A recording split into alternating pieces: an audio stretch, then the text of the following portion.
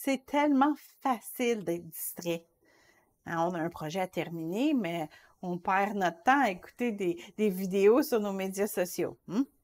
C'est pas étonnant que aussi on puisse perdre de vue le royaume de Dieu qui est pourtant là autour de nous.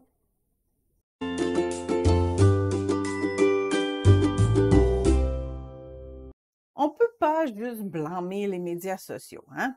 Même si on était en pleine nature, sans électricité, on pourrait être distrait pendant notre randonnée à cause de petits oiseaux ou des fleurs, puis là, boum, on se perd. Et si on peut se perdre, on peut perdre de vue notre destination quand on est dans le monde physique, ben là, il est encore plus facile de perdre de vue la dimension spirituelle du monde qui nous entoure. Jésus il a bien essayé par plusieurs moyens de nous rappeler qu'il ne faut pas seulement regarder avec nos yeux physiques.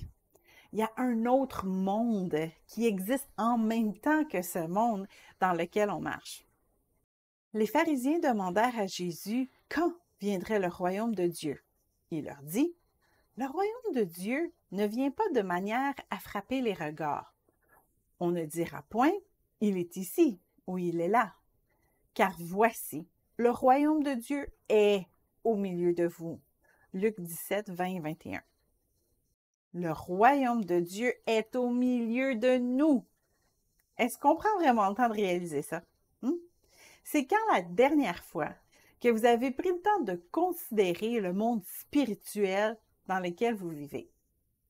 Si nous marchons dans la chair, nous ne combattons pas selon la chair, car les armes avec lesquelles nous combattons ne sont pas charnelles, mais elles sont puissantes par les vertus de Dieu pour renverser des forteresses.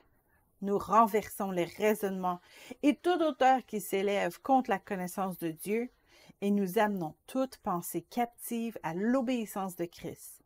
2 Corinthiens 10, 3 et 5. Nos pensées, notre raisonnement, ça nous amène toujours à des conclusions logiques. Mais le monde spirituel, il n'est pas soumis à cette logique. Et on ne peut pas laisser nos yeux nous distraire de cette autre dimension.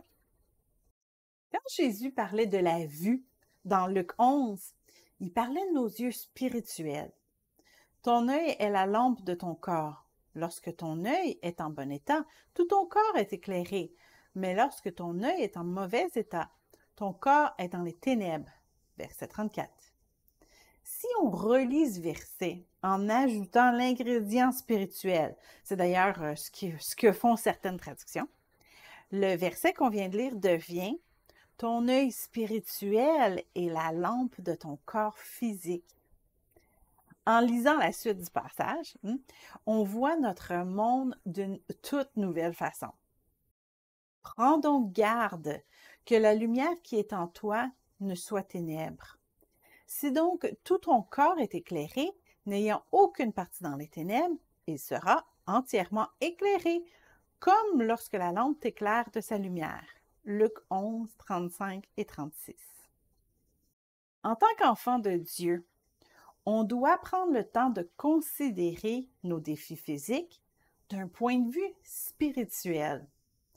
Nos problèmes parfois vont être beaucoup moins inquiétants quand on se rappelle qui on est dans l'esprit. Ne vous inquiétez donc point et ne dites pas « Que mangerons-nous? Que boirons-nous? De quoi serons-nous vêtus? » Car toutes ces choses, ce sont les païens qui les recherchent. Votre Père céleste sait que vous en avez besoin. Cherchez premièrement le royaume et la justice de Dieu, et toutes ces choses vous seront données par-dessus. Matthieu 6, 31 à 33. C'est aussi de cette façon-là qu'on doit voir les défis qui sont liés à notre célibat. Est-ce que la solitude pèse lourd? Est-ce qu'on est vraiment seul si on regarde au monde spirituel?